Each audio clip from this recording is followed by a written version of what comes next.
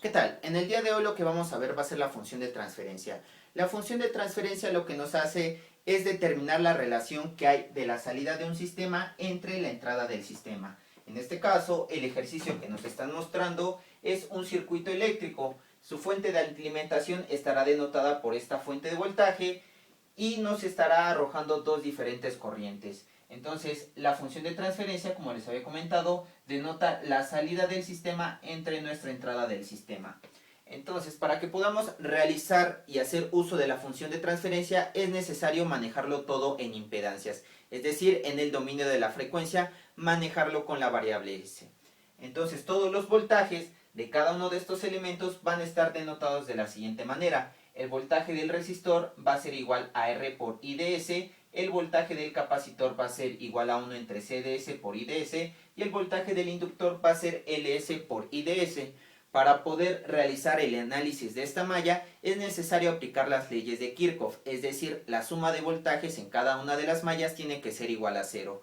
Solo que en este caso lo estaremos manejando con impedancias, pero va a ser el mismo trámite que hacíamos cuando nada más nos daban un circuito con puras resistencias. Entonces vamos a empezar con la malla 1. En la malla 1, si nosotros empezamos con una corriente que parte de este punto, va a pasar por la resistencia 1. Entonces la suma del voltaje de este resistor va a ser R1 por I1 de S. Posteriormente nuestra corriente se va a nuestro primer inductor y único inductor.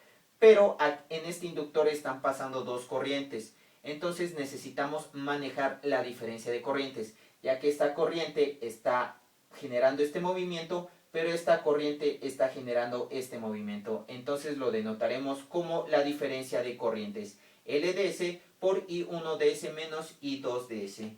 Y posteriormente estaremos llegando a la fuente de poder, pero estamos entrando por el lado negativo. Entonces lo denotaremos como BDS, y como les había comentado, la sumatoria de voltajes tiene que ser igual a 0. Yo en esta ocasión traté de separar las corrientes I1 con cada uno de sus elementos y las corrientes I2 con cada uno de sus elementos, para que posteriormente lleguemos a un sistema de ecuaciones de 2×2.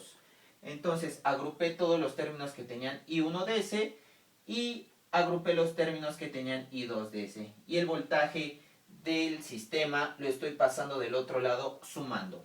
Ahora vámonos con nuestra malla 2. En nuestra malla 2, si empezamos desde este punto, ¿qué tendríamos? R2 por I2DS.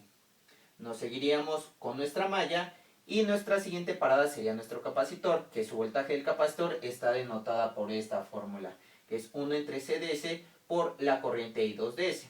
Si nosotros nos seguimos hacia acá, vamos nuevamente a llegar al inductor, pero como ahora estamos contemplando la corriente 2, ahora va a ser la diferencia de I2DS menos I1DS, que sería el contrario de lo que estuvimos manejando en la malla 1, ya que ahora estamos analizando la malla 2, pero en la malla 2 lo que está a favor va a ser la corriente I2 y lo que estaría en contra sería la corriente I1. Eso lo vamos a igualar a 0. Ahora lo único que hice, de igual manera que en la ecuación 1, es agrupar términos de corriente I1 y agrupar términos de corriente I2. Y como aquí no hay ninguna fuente de voltaje, esto ahora sí estará igualado a 0. Entonces, en el problema nos están pidiendo hallar cuánto es el valor de I2 para poder hallar su función de transferencia.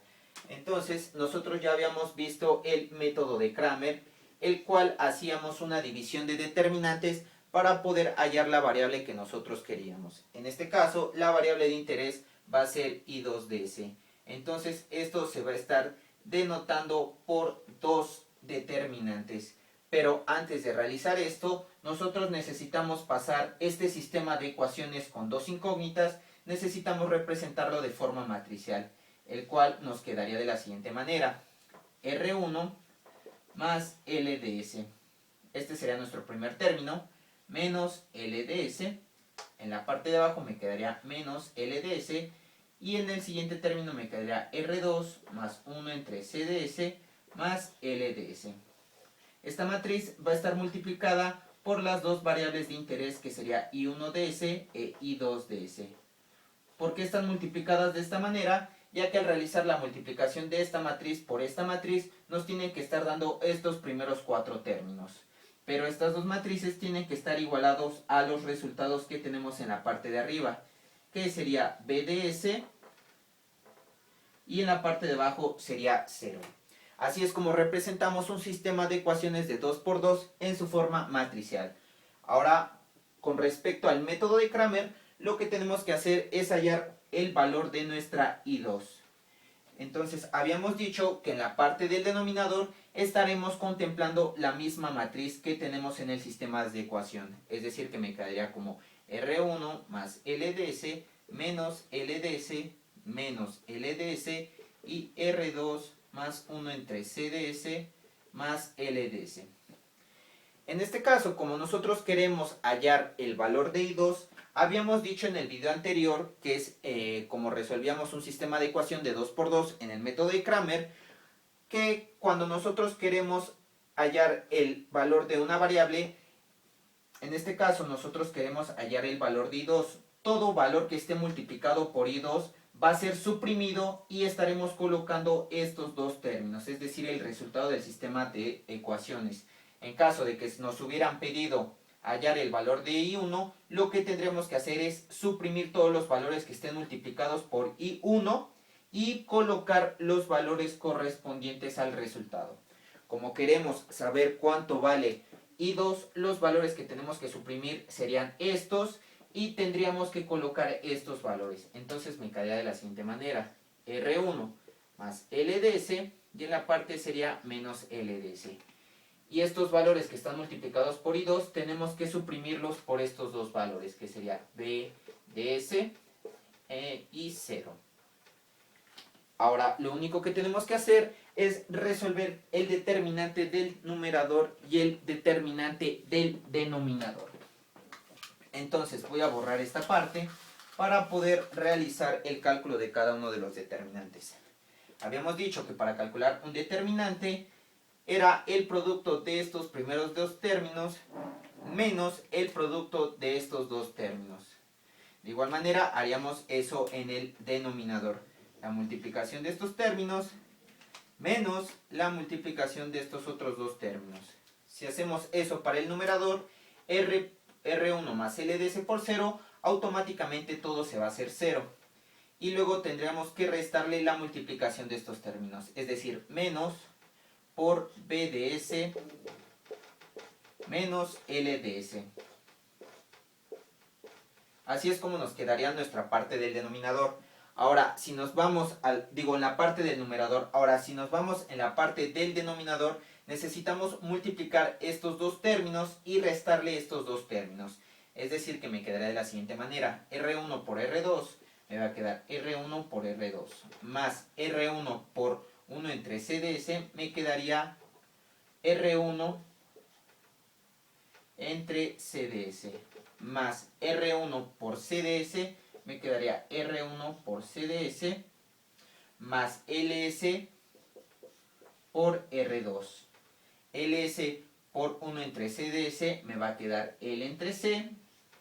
Y el último término a multiplicar sería L por S por L por S, que me quedaría más L cuadrada por S cuadrada. Ahora le tenemos que restar lo que sería la multiplicación de estos dos términos, que es L por S por L por S, me estaría quedando LS cuadrada, L cuadrada, S cuadrada. ¿Por qué me queda positivo? Porque menos por menos es más, me queda L cuadrada por S cuadrada, pero recordemos que es la multiplicación de este determinante menos la multiplicación de estos dos determinantes. Entonces al final me estaría quedando de esta manera.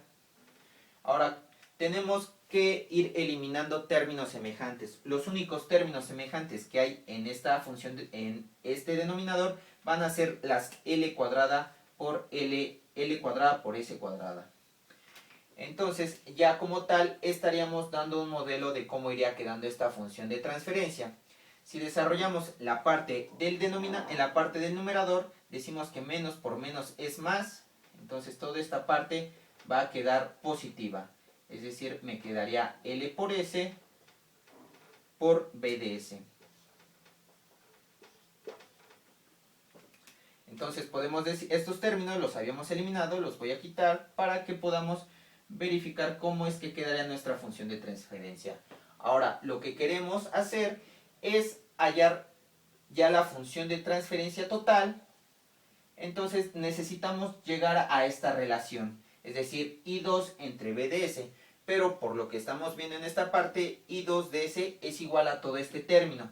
Si queremos llegar a esta forma, lo único que tenemos que hacer es que este B de S, como está multiplicando, lo vamos a pasar del otro lado dividiendo. Entonces me va a quedar B de S y este término por default se va a anular. Este término ya es idéntico a este término, es decir que hemos hallado nuestra función de transferencia. Esta sería la función de transferencia total de nuestro sistema. Es muy importante la función de transferencia, ya que en la parte de control es necesario sacar las raíces y polos de dicho sistema para poder verificar si nuestro sistema es estable, es inestable o marginalmente inestable. De igual manera, darle algún tipo de constante de control para que podamos denotarlo en su diagrama de raíces y posteriormente llegar a hacer algún tipo de modificación para que nuestro sistema tenga el control que nosotros le queramos dar. Si tienen alguna pregunta de cómo queda esta función de transferencia, no duden en dejarlo en la parte de comentarios. Posteriormente estaremos haciendo videos de hallar la función de transferencia para sistemas mecánicos, rotacionales, hidráulicos y hasta térmicos. Entonces por mi parte sería todo. Muchas gracias por ver el video. Nos vemos hasta la próxima.